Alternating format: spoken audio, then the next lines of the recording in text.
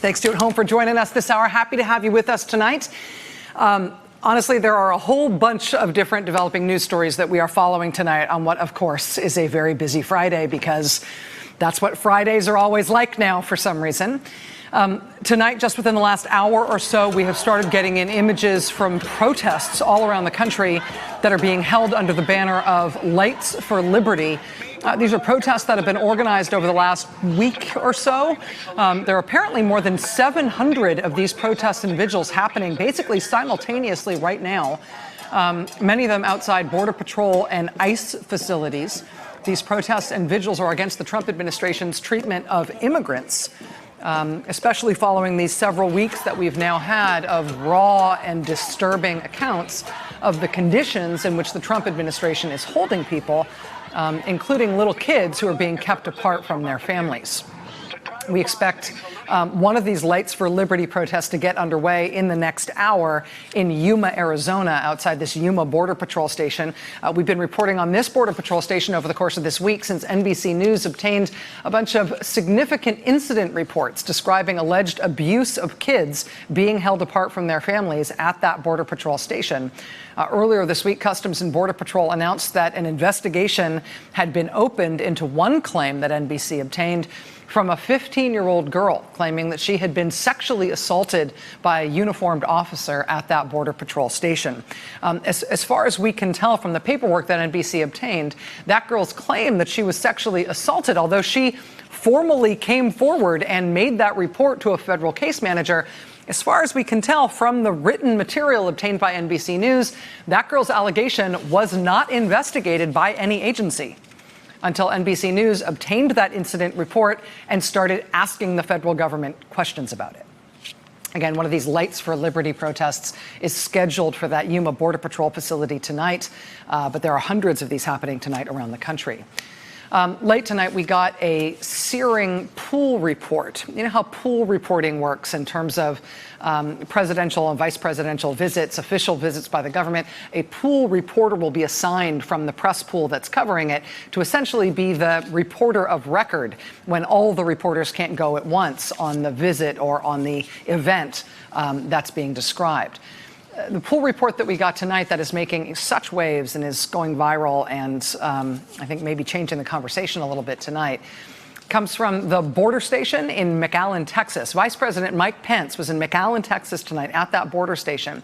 And the pool reporter assigned to be traveling with the vice president, in this case it was Josh Dawsey from the Washington Post, Josh Dawsey was accompanying the vice president. He was assigned the responsibility to be the pool reporter, writing up what happened and what the vice president did and saw. And this is the pool report that Josh Dawsey just filed. Quote, after negotiating with the vice president's office, Poole was taken into an outdoor portal at the McAllen border station around 5 p.m., where almost 400 men were in caged fences with no cots. The stench was horrendous. The cages were so crowded that it would have been impossible for all of the men to lie on the concrete. There were 384 single men in the portal who allegedly crossed the border illegally. There were no mats or pillows. Some of the men were sleeping on concrete. When the men saw the press arrive, they began shouting and wanted to tell us they'd been in there 40 days or longer. The men said they were hungry and wanted to brush their teeth. It was sweltering hot. Agents were guarding the cages wearing face masks. We were pulled out of the portal within 90 seconds, and a White House official said the Secret Service had expressed opposition to the vice president going in. The vice president briefly went into the room. Pence said later at a news conference, quote, I was not surprised by what I saw. I knew we'd see a system that was overcrowded. It should be noted the crowding is not an organic phenomenon, right? I mean, the reason those 400 men are crowded into that cage is because that's how the Trump administration is holding them. The conditions of confinement are the responsibility of the entity confining people by force, right? I mean, this is what the Trump administration is doing on purpose. And presumably the reason they sent the vice president there to see it with a pool reporter is because they like what they're doing there. They want you to know this is what they are doing to people, because presumably they think this helps them politically to be seen to be treating immigrants this way, like animals in pens. Lamented for their smell and how unwashed they are. when they're not being allowed to wash themselves, and when they're being held in outdoor portals with nothing to lie down on and no way to clean themselves for 40 days at a stretch.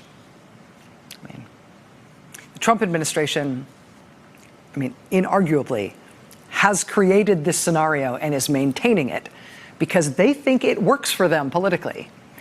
And now they are showing it off. Today, the House Oversight Committee released a report summarizing the information that committee's been able to obtain thus far about the treatment and mistreatment, specifically of kids taken away from their parents by the Trump administration. That report includes individual accounts of boys and girls as young as 4 months old who have been taken away from their parents by the Trump administration. We've linked to this report tonight at maddoblog.com if you want to check it out for yourself. Among other things, the Oversight Committee breaks out the story of some of these individual kids as best as they've been able to trace it. And there's privacy concerns here, obviously, so they don't name the kids using their names, but they do tell their specific stories. For example, a boy they describe as Child 2, an 8-month-old boy from Honduras who was taken away from his father at the border. The father was then moved to multiple facilities away from his 8-month-old son, including into other states. And then the father was ultimately deported without his baby son. The report concludes in that case, quote, at the time of his release, the baby had spent nearly half of his life without his parents in the custody of the Trump administration. It is unclear whether the child and father have been reunited. Again, part of the report today released by the Oversight Committee. There was also an oversight hearing today in which veteran Congressman Gerry Connolly of Virginia basically could not contain himself in response to the testimony that committee had received today about conditions on the border and what the various government inspectors who were testifying to the committee could say about whether or not anything would get any better. You can talk all you want about whether the poor border control is overwhelmed. That makes no excuse for how we are treating children. If there's one basic value that ought to unite us as Democrats and Republicans, as Americans, it is how we treat children. Their children, our children, it doesn't matter. That's a fundamental value. And I've sat here and listened to horror stories. I thought it was fiction. I thought it was a novel reading from Charles Dickens and the conditions that prevailed in 19th century London. Children without soap, children in filth, conditions that none of us would ever countenance with our own children. Well, any child in our care is our children. And the equivocation, the enabling, the rationalization is inexcusable. Is there no limit to what you will justify in this administration? Democratic Congressman Gerry Connolly today at an oversight hearing about the conditions in which immigrants, and specifically kids, are being held by the Trump administration. That hearing, this visit by the vice president to the McAllen border station, this sort of terrifying new report from the Oversight Committee, these protests that we're watching unfold tonight around the country, this is all happening. This is all roiling and happening amid the backdrop of expectations that the Trump administration may launch these new nationwide raids to round up immigrant families starting this weekend. The president basically pounded his chest about that today when he was talking to reporters at the White House, and he bragged that those raids will be starting on Sunday. This is the way he wants to run for re-election. He wants to be seen to be rounding up immigrants by the millions.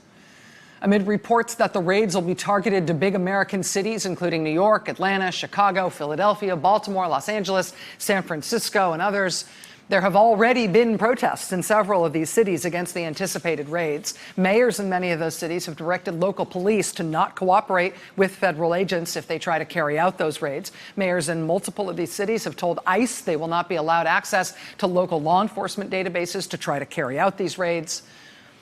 As we reported last night, the Trump administration originally announced that New Orleans would be one of the 10 cities they would prioritize in these raids they say they're planning for this weekend. They then quickly walked that back once they presumably checked the weather in New Orleans. As of tonight, Tropical Storm Barry is due to be a hurricane by the time it's expected to make landfall on the Gulf Coast tomorrow. Depending on the exact track of how Barry moves north out of the Gulf, New Orleans could be looking at crippling, even catastrophic flooding as a result of this storm, depending on how it plays out. I mean, this is one of the main things everybody's going to be watching overnight and through this weekend. Even as that tropical storm heads toward hurricane force winds, it's expected that the winds themselves are not necessarily going to be the biggest problem with this storm.